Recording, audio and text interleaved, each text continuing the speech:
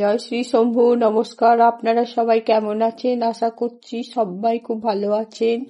আমার আজকের এই নতুন ভিডিওতে আপনাদের সবাইকে স্বাগত জানাই।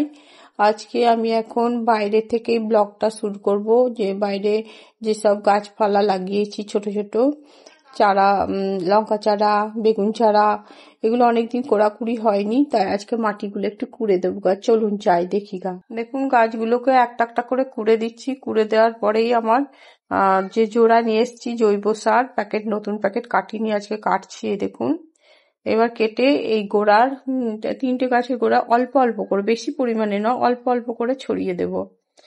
দেখুন 3টে গাছে ছড়িয়ে দেওয়া হলো।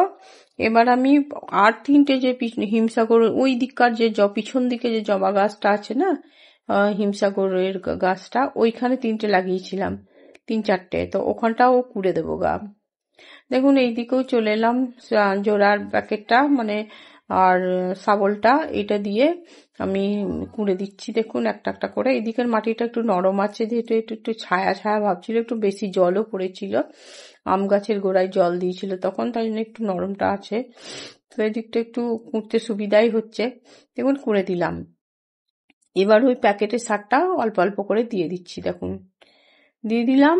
এবার আমি পাইপটা, এই দিকেও পাইপ আমার একটা ফিট করার জন্য ঠিক করেছি, ওই দিকেও একটা পাইপ, একটা গোটা লম্বা পাইপ ছিল, মাঝখানে কেটে দিয়েছি। এই দিকতে টানাটানি করতে সুবিধা হবে আমার, আর লটর পটর হবে না। একটা ভাবেই ছিল, তখন আমার খুব অসুবিধা হতো, অনেক দূর টেনে নিয়ে যাওয়া কষ্ট হতো। এখন মাঝখানে আমার বর কেটে দিয়েছে, ভাগ করে দিয়েছে, এখানটা এই দিকটা দেবো, ওখান থেকে ওই দিকটা দেবো করে। তো দেখুন আমি পাইপ দিয়ে জল দিয়ে দিচ্ছি, ছোট গাছগুলোতে আগে দিয়ে দিচ্ছি। এই দেখুন জল দেওয়া হলো। এবার আমি দিচ্ছি হিমসাগর গাছের গোড়ায় অল্প করে। এই জলে তো কিছু হবে না, আরো জল দিতে হবে, বিকেলে দেব, যেহেতু দুবেলাই দিই বলে একটু করে দিয়ে দিচ্ছি গোড়ায় গোড়ায় সব গাছগুলোতেই। তো এই গাছগুলো তো অল্প অল্প করে দিয়ে দিলাম। এবার আমি চলে যাচ্ছি প্রথমে যে গাছগুলো কুড়ে জোড়া দিয়েছিলাম ওখানটা। দেখুন এখানে চলে এলাম, এখানেও দিয়ে দিচ্ছি গাছের গোড়ায় গোড়ায় জলগুলো। এবার আমার দেখুন ছোট আম গাছটা গোড়ায় দিলাম, এই অ্যালোভেরা গাছে ছোট পাতিলেবু গাছটা দিয়ে দিলাম।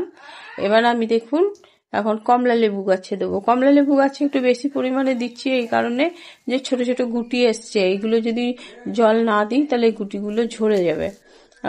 তার জন্য দেখুন এই সারগুলো আমি একটু দিয়ে দিয়েছি, কিন্তু আমার বরকে অত জিজ্ঞাসা করিনি, তো দিয়ে দিলাম একটু গোড়ায়, 3টে গাছের গোড়ায় দিলাম। ছোট আম গাছটার গোড়ায় ছোট মতো একটা আম ধরেছে, দাঁড়ান আপনাদের দেখাচ্ছি। এই দেখুন এই আমটা পাকছে, মনে হয় হলুদ হয়েছে। এই গাছের গোড়াতেও একটু জোড়া দিয়ে দিয়েছি, ওই পাতিলেবু গাছে ছোট যে পাতিলেবু গাছটা ওটাতেও দিয়ে দিলাম, আর এই কমলা লেবু গাছটা গোড়ায় এটাও একটু দিয়ে দিয়েছি। দেখুন এই বলতে বলতে আমার কমলা লেবু গাছের গোড়ায় জলগুলো দেওয়া হয়ে গেল। এবার কারি পাতাতে এখান থেকে একটু দিয়ে দিই, এই যখন এখানে জল পড়ে তখনই দিয়ে দিই। তো দেখুন আমি ওই দিক থেকে উঠোনটাও আমি ধুয়ে দিলাম, মানে এই সিঁড়ি থেকেই। এই সিঁড়ি থেকে জলটা নিয়ে গেলে কি হয়, আর নতুন করে আর বালতিতে করে আমার জল আনতে হবে না। তো এই দিকটা তো আমি খুলেই দেবো, তার জন্য এই দিকটাও একটু জল দিয়ে দিচ্ছি। তো এই দিকটাও দেখুন জল দেওয়া হয়ে গেল। এখন এইখান থেকে বেশি দূর পাইপটা যাচ্ছে না, তাই আমি এখানেই বন্ধ করে দিলাম জলটা। তো এবার আমি ওই দিক থেকে পাইপটা নিয়ে এসে আমার প্রথমে যে টবের গাছগুলো আছে ওইগুলোতে দিয়ে দেবে। এই অবধি থোপা টগর হলো দেওয়া। এবার মাঝ বরাবর ওইখান থেকে আর ওই পাইপটা যাবে না, কারণ এতটাই লম্বা ছিল, ওখানে মাঝখানে কাটা হয়ে গেছে। তো এই দিকটা এই পর্যন্ত হয়ে গেল, ফুল থোপা টগর অবধি। এবার আমি ওই দিকটা যাব, দিয়ে আমার টবের গাছগুলোতে দিয়ে আবার উঠোনটা ধুতে লাগবো। দেখুন আমি এই চলে এলাম টবের গাছগুলোতে জল দিতে। এইগুলোতেও অল্প অল্প করে জল দিয়ে দিলাম। মাটিতে যে ছোট গাছগুলো আছে এইগুলোতেও একটু দিয়ে দিচ্ছি। দেখুন এগুলো দেওয়া হয়ে গেল। এবার আমি ঝাউ গাছ দুটোতেও একটু দিয়ে দেব। দেখুন ঝাউ গাছগুলোতেও একটু একটু করে দিয়ে দিচ্ছি, খুব বেশি পরিমাণে দিচ্ছি না, অল্প অল্পই দিচ্ছি, কারণ আবার বিকেলে বেশ ভালো হয় দিতে। এখন রোদ উঠে গেছে তো আরো অনেক কাজ পড়ে আছে, তাই জন্য দেখুন ঝাউ গাছেও জল দেওয়া হয়ে গেল। এবার আমি উঠোনটা সামনে ওই দিকটা তো দিয়ে দিয়েছি, এবার সামনের উঠোনটা আমি ঝাড় দিয়ে দেবো জল দিয়ে। কাদা কাদা আমার পায়ে কাদা লেগেছিল, চপ্পলের তলায় কাদা লেগে গিয়েছিল, মাটিতে হেঁটেছি না ওই জন্যে। নইলে শুধু জল দিয়ে দিলেই হতো, কারণ শুকনো অবস্থায় তো আমি ঝাড়ু দিয়েছিলাম। তো দেখুন এই দেখুন ঝাড় দেওয়া হয়ে গেল এই দিকটা। তো এবার আমি দরজার বাইরে বের করে দেবো জলটা একটু পাইপ দিয়েই, তার বালতিতে করে আনবো না, এই পাইপে যেহেতু জল আসছে। দেখুন এই পাইপ দিয়ে আমি দরজা পর্যন্ত জলটা দিয়ে দিলাম।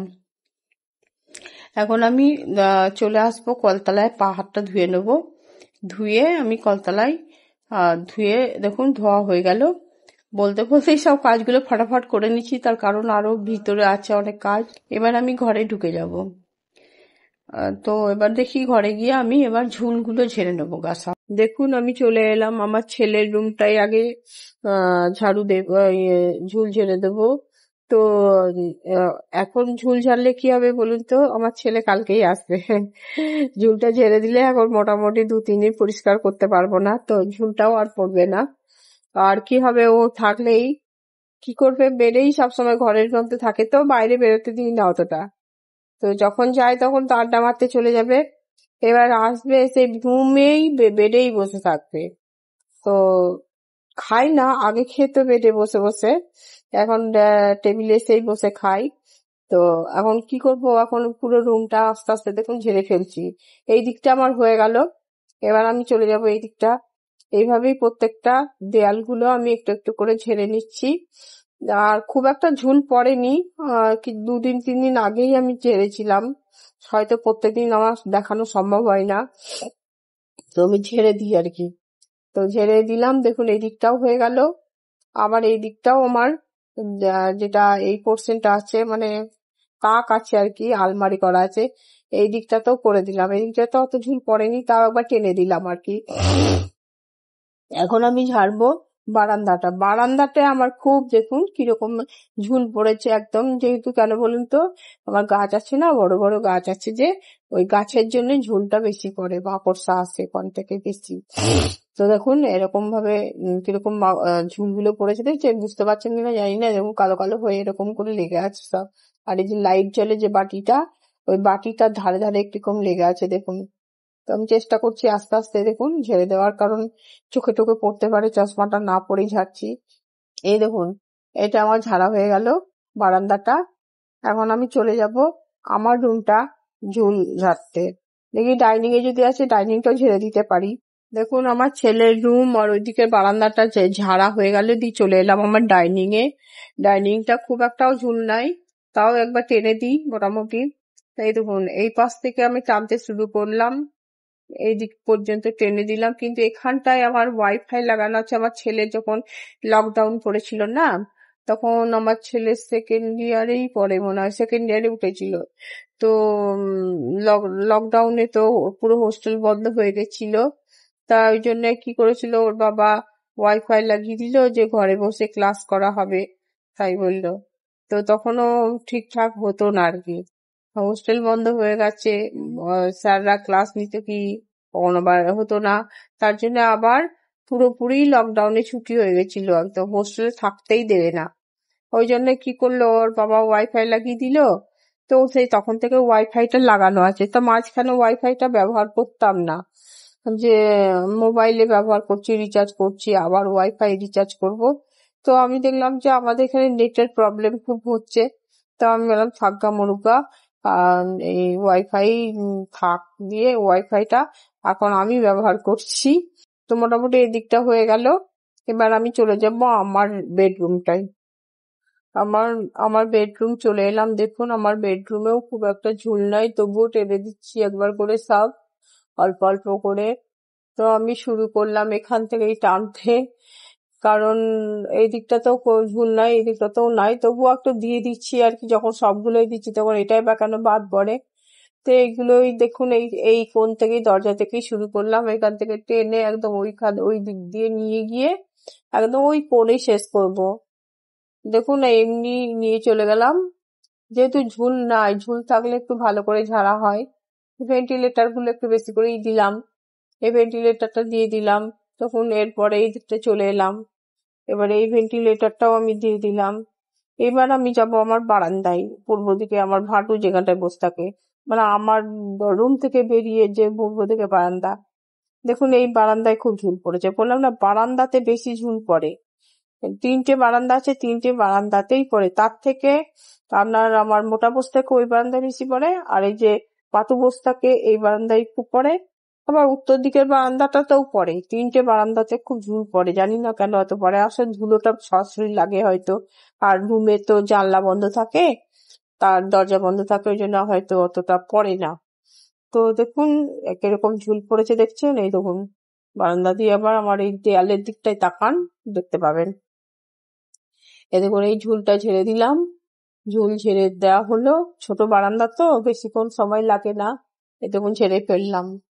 এখন আমি ঝুল ঝাড়ুটা আমার ছেলের রুমেই রাখবো গা, আমার রাখার খুব একটা জায়গা নাই, তবু ওখানেই রাখবো গা, রেখে আসি। রেখে আসার পরে আমি স্নান করতে যাব।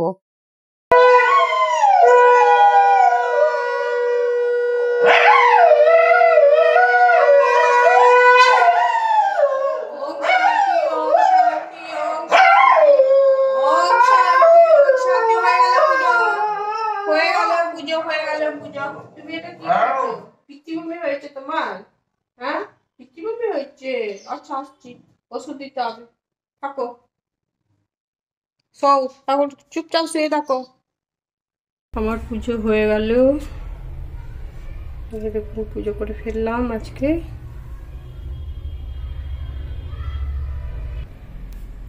আমার আজকের পুজো হয়ে গেল, এখন আমি রান্না করব, দেখি কি রান্না করি। দেখুন আমি রান্নাঘরে চলে এলাম, এখন 11টা 44 বাজে। আর আমি দেখুন আজকে বললাম না কাঁচা মাছের কাঁচা পটল আর কাঁচা মাছ দিয়ে ঝোল বানাবো। যেহেতু মাছটা জ্যান্ত ছিল, তো আমার ডিপ ফ্রিজে ভরা ছিল, কালকে ভাজা খেয়েছিলাম, আজকে কয়েক পিস আছে। এইটা আমি ঝোলই বানিয়ে দেবো কাঁচা মাছের, যেহেতু অনেক বেলা হয়ে গেছে, আর ভাজাভাজি কিছু করব না। দেখুন আমার এই মিক্সিতে আমি অল্প ধনে, হাফ চামচ ধনে, হাফ চামচ জিরে, আর যেহেতু আমার তরকারি পরিমাণটা অল্প, তার জন্য অল্প মশলা নিয়েছি। তো হাফ চামচ জিরে, হাফ চামচ ধনে, আর ছোট একটা কাঁচা পেঁয়াজ টুকরো করে নিয়েছি, আর একটা গোটা রসুনকে দিয়েছি ছাড়িয়ে, আর হাফ টুকরো মানে হাফ ইঞ্চি বলে না ওইরকম আদা, অল্প, মানে খুব বেশি আমি আদা দিলে দেখি আমি তরকারি তেতো হয়ে যায়, যারা মানে তেতো অল্পই দিয়েছি। পরিমাণ মতো দেবেন আপনারা যেমন খান। তো আমি এক টুকরো দিয়েছি, এক টুকরো। তো ওইটা কুচি কুচি করে দিয়েছি, আর একটা ছোট্ট টমেটো দিয়েছি, বিচনটা আমি খাই না, বিচনটা ফেলে দিয়েছি, দিয়ে একদম সব পেস্ট করে নিয়েছি। হলো, এই পেস্টটা হলো। এবার দেখুন তেলটা, যেহেতু সর্ষের তেল অনেক সময় লাগে কাঁচা গন্ধ যেতে, তার জন্য আমি তেলটাকে একটু গরম করে নিয়েছি। তেলটা দেখুন কিন্তু ঠান্ডা হয়ে এসছে, হয়তো একটু অর্ধেক গরম আছে, ওতে কিছু হবে না। দেখুন তেজপাতা দিয়ে দিলাম। এবার তেজপাতা দেওয়ার পরে মশলাটাও দিয়ে দেবো। পেঁয়াজ কুচিটা দিয়ে দিচ্ছি আগে, পেঁয়াজ কুচি দিয়ে দিলাম, একটা পেঁয়াজ কুচি মশলাতে দিয়েছি, আর এইটা ছোট ছোট দুটো পেঁয়াজ কুচি আছে দিয়ে দিলাম। এরপরে আমি দিয়ে দিচ্ছি আপনার ওই বাটা মশলা দিয়ে দিলাম, হলুদ দিচ্ছি, দেখুন লঙ্কা গুঁড়ো দিচ্ছি, আর একটু স্বাদ মতো লবণ দিয়ে দেবো। মাছ টাছ সেগুলো সব দিয়ে দিচ্ছি। মাছে আমার যেহেতু ভাজা খাবো বলে ডিপ ফ্রিজ থেকে বের করে নিয়ে এসে জল দিয়ে ধুয়ে নুন হলুদ মাখিয়ে রেখেছিলাম, আবার চেঞ্জ হয়ে গেল মন বলে আবার ওটা ধুয়ে ফেললে তার জন্য একটু হলদে হলদে লাগছে, তাছাড়া সাদা ফিটই ছিল মাছগুলো। তো মাছটাও দিয়ে দেবো। আর এই দেখুন পটলটা কি করছি বলুন তো, পটলটা তো ছাড়িয়ে রেখেছি, দুটো পটল দেবো ভেবেছিলাম, তো 3টে। আমার ঝোলে ঝালে পটল ভাজা খুব একটা পছন্দ করি না, সিদ্ধটাও খেতে ভাল লাগে, আবার ঝোলে টোলে দিয়ে দিলে এরকম গোটা পটল, মানে ভেজে না দিয়ে যে কাঁচা গোটা ঝোলের মধ্যে দেওয়া হয় না, ভাল লাগে আমার। তো এই দেখুন আমি পটলগুলো চাকুর ডগা দিয়ে একটু করে ফুটো করে দিচ্ছি, তাহলে মশলা টশলা বেশ ভালো ঢুকবে, ঝোল মশলা। তাই দেখুন ফুটো করে দিলাম 3টে পটলকেই।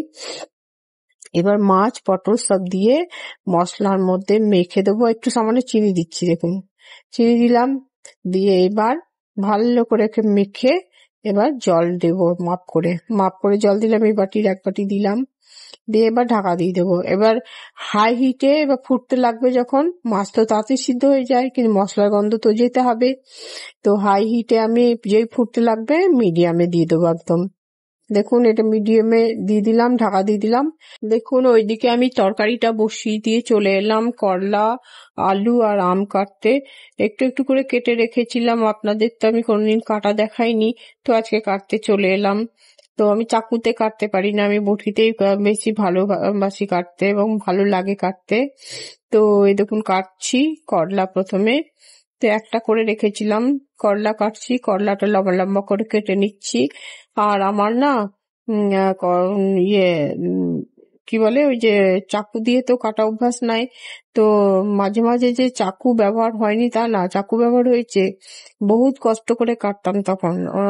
যখন আমি জয়গাতে ছিলাম তখন তো বটি ছিল, অরুণাচলে যখন ছিলাম তখন আমার দাদা একটা বটি কিনে দিয়েছিল। হ্যাঁ, তখনও ওই বটিটা দিয়েই কাটতাম। তারপর একবার বটিটা ছাড়াই রোয়িং এ যখন আমার ছেলে ক্লাস 4 পড়ে তখন একবার বেড়াতে গেছিলাম। ছেলেকে আমি 5 বছর মানে 5 বছরেরও বেশি, 6 বছর পর্যন্ত আমি হাজবেন্ডের সঙ্গে ঘুরেছি মোট কথা। যতদিন যেখানে যেখানে বাংলা মিডিয়াম নাই সেখানে সেখানে আমি যেতে পারিনি। যেহেতু আমার ছেলের খুব ঠান্ডা লাগা ধাত ছিল তাই বাংলা মিডিয়ামেই পড়াতে হয়েছে, মর্নিং স্কুলে নিয়ে যেতে পারতাম না। নিয়ে গেলে এই যেমন আমি ঠান্ডায় ভুগছি সেরকম আমার ছেলে চরম ভুগতো। তো ওর বাবা বললো যে শরীর আগে তারপর পড়া, ওই জন্য বাংলা ইংলিশ মিডিয়ামে নার্সারি পর্যন্ত পড়েছি।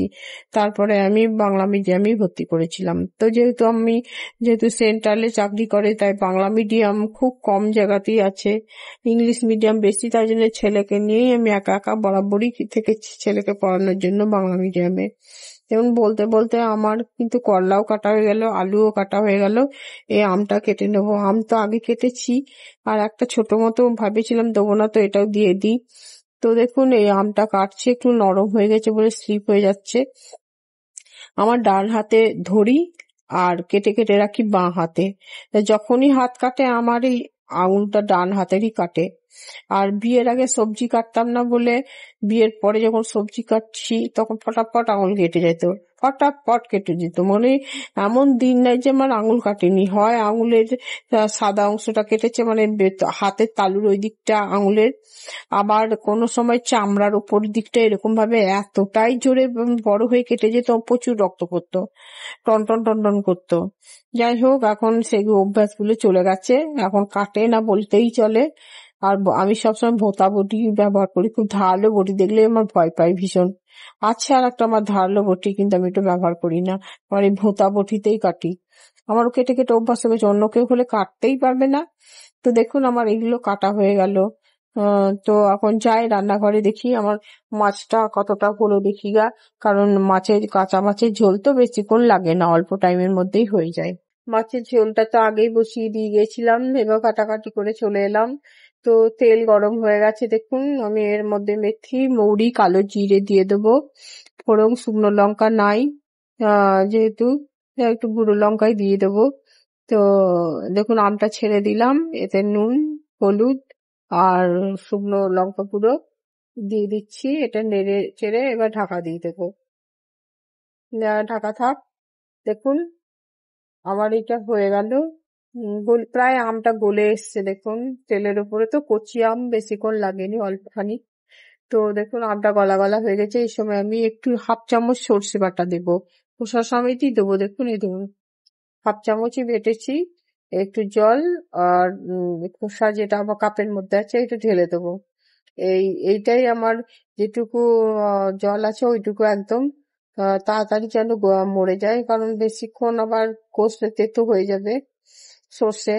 তো একটু হিট বাড়িয়ে দিলাম, দেখুন এটাও হয়ে গেল। একটু চিনি দিয়ে দেবো, খুব খুব মিষ্টি মিষ্টি আবার খাবো না, একটু টক টক যেন থাকে। তো দেখুন আমি চিনিটাও দিয়ে দিলাম পরিমাণ মতো, আমার মুখের টেস্ট অনুযায়ী। তো যারা একটু মিষ্টি বেশি খাবেন দিয়ে দেবেন, টক যারা খেতে পারেন না, আমার একটু ভালো লাগে টক টক। তো আমি দেখুন চিনি দিয়ে দিলাম, এটা গলে যাবে, এটা একদম মাখা মাখা হয়ে যাবে, আর এটা নামিয়ে নেবো। দেখুন আমার মাছের ঝোলটা রান্না হয়ে গেল, ধনেপাতাও দিয়ে দিচ্ছি একটু, ভাল লাগবে ফ্লেভারটা।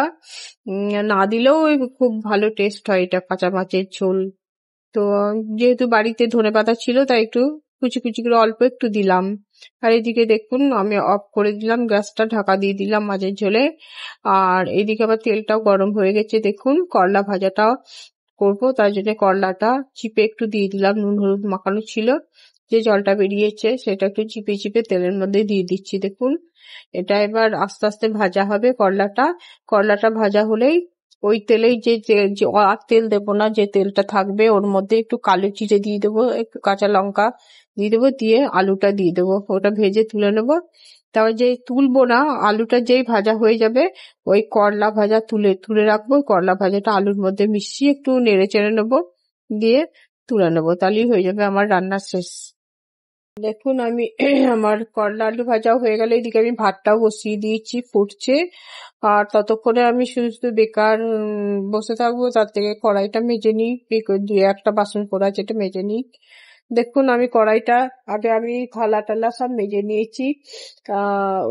টুকটাক কাজ মানে রান্না করতে করতে ধোয়াধুয়ি থাকলে তো সেগুলো আমি ধুই, তো এগুলো মেজে রাখতে রাখতে মেজে নিলাম। দেখুন এখন যেহেতু মেজে নিয়ে আমি জল বসিয়ে দিয়ে আমি মাজতে শুরু করেছিলাম, জলটা গরম হয়ে গেছে।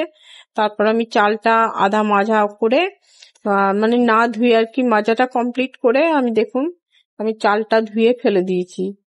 এখন জলটা ফুটতে লেগেছে, চাল জল একসঙ্গে ফুটছে, তো ওই করতে করতে ভাত হতে হতে দেখলাম আমার এগুলো ধুয়ে নিই। দেখুন এগুলো একটা একটা করে আমি ধুয়ে নিচ্ছি। প্রথমে আমি থালা ধুয়ে নিলাম, তারপর এখন আমি ধুচ্ছি ইয়েগুলো, তা কি বলে আপনার খুন্তি, হাতা, চামচ, এগুলো ধোয়া হয়ে গেল। দেখুন কড়াইটাও আমার ধোয়া হয়ে গেল, কড়াইটা কি সুন্দর মাজা হয়ে গেল না? দেখুন কড়াইটা পরিষ্কার করে ফেলেছি। আসলে আমার কড়াই মাজতে খুব ভয় লাগে, যখনই আমি মেজে ফেলি তখন মনে হয় একটা কিছু কাজ করলাম। তো দেখুন আমার কড়াই মাজা হয়ে গেল। তারপরে ভাতটা একটু হোক, তারপর আবার আসছি, এসে তখন ফ্যানটা ঝরিয়ে নেবো, আর আমার মোটা ভাটুর ভাতটাও ঠান্ডা করতে দেবো। কিসের চাঁদা? পীর বাবার? ও আচ্ছা আচ্ছা, সব একসঙ্গে পুজো লেগে গেল। কোনটা যাবো আর কোনটা যাবো না, আমরা তো যাই। শোনো 7 তারিখ আবার 8 তারিখ 9 তারিখ আমাদের তো 3 দিন হয়েছে। হ্যাঁ দিন খুশি একদিন যাবা দিন, তুই 7 তারিখ 8 তারিখ আর 9 তারিখ। ও আমরা গেলে তো সেই বিকেলে যাই।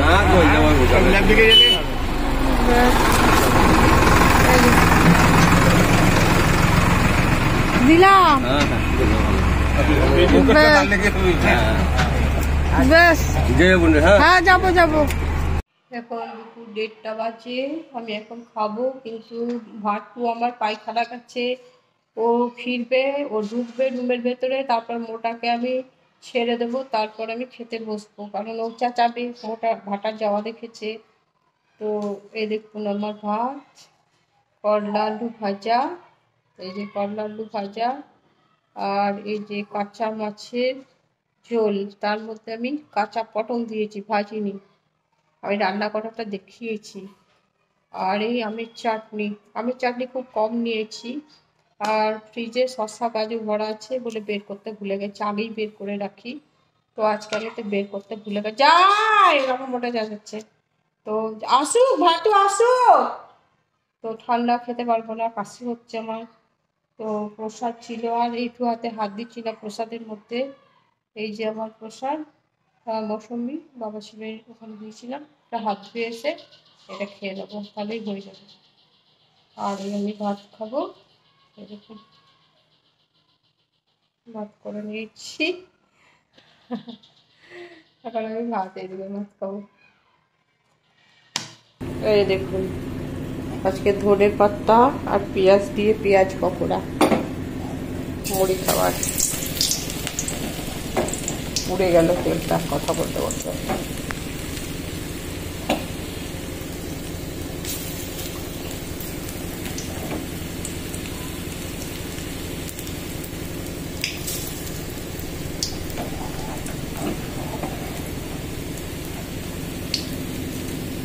কিছু দিইনি, মশলা টসলা কিছু দিইনি, শুধু লবণ, হলুদ, লঙ্কা কুচি, পেঁয়াজ কুচি, ধনে পাতা কুচি, আর একটু সামান্য চিনি দিয়েছি। মুড়ি দিয়ে খাবো না, মিষ্টি মিষ্টি লাগবে তাই, আর অন্য কিছু না, মুড়ি খাবো এখন। সন্ধ্যা জ্বালাবো। এখন ভিজে রাখলাম, একটু ঠান্ডা হবে, তাহলে মুড়িতে রেখে খেতে ভালো লাগবে। তো এখন এই পেঁয়াজ পকোড়া বানিয়ে দিচ্ছি, ধনে পাতা দিয়ে পেঁয়াজ পকোড়া আর চা। দেখুন, আর এখন রাত্রি 10টা বাজে, আমি খাবার জন্য একদম রেডি হয়ে গেলাম। তার কারণ আমার কুকুরকে খেতে দিয়ে এসেই আমি খেতে বসবো। দিনে যেরকম খেতে দিয়ে দিই, একজনে খাওয়া হয়, যার আগে খাওয়া হয় তাকে আগে ছেড়ে দিই। তো আগে ভাটুরই খাওয়া হয়, তো ভাটুকেই ছেড়ে দিই, ভাটু ঘর ঢুকে যায়, তারপর মোটাকে ঢুকিয়ে নিই। তো আজকের আমার এই খাবার রাতে রুটি আর দিনের যে তরকারি ছিল, খুব টেস্ট হয়েছিল, কাঁচা মাছের ঝোল। আপনারাও করে খাবেন যেরকম পদ্ধতিতে দেখালাম। আপনি পটল নাও দিতে পারেন, যেহেতু আমি পটল দিলাম মনে হলো তাই। তো এতে আর কোনো সবজি বানাইনি বলে আমি পটলটা দিয়েছি। তো পটলটাও খুব ভালো লাগছিল। আর একটু দুধের সর নিয়ে নিয়েছি, একটু গুড় নিয়ে নিয়েছি, ব্যাস এটাই আজকের আমার খাওয়া হয়ে যাবে। আর ভিডিওটা আজকে এখানে শেষ করছি। আপনারা ভালো থাকবেন, সুস্থ থাকবেন, সাবধানে থাকবেন। আমার ভিডিওটা যদি আপনাদের ভালো লেগে থাকে তাহলে লাইক কমেন্ট করবেন। সাবস্ক্রাইব যারা করেছেন তাদেরকে অসংখ্য ধন্যবাদ জানাচ্ছি, যারা করেননি প্লিজ আমাকে সাবস্ক্রাইব করবেন।